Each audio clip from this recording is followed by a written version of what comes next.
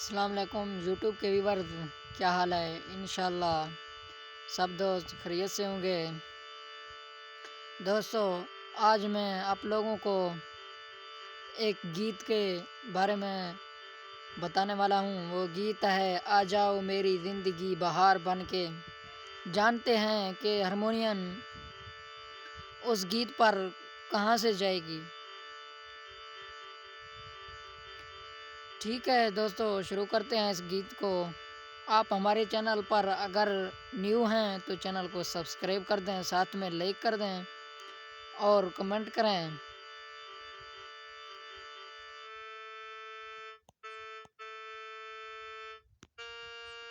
ये है दोस्तों बटन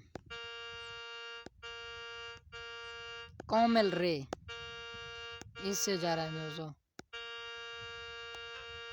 आ जाओ मेरी जिंदगी बाहरी बन के, आ जाओ मेरी जिंदगी बाहरी बन के।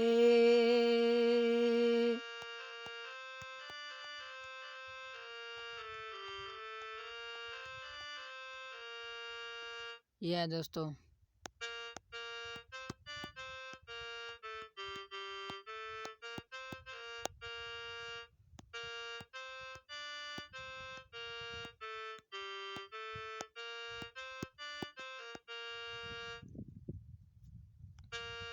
आ जाओ मेरी जिंदगी बाहरी बन के, आ जाओ मेरी जिंदगी बाहरी बन के।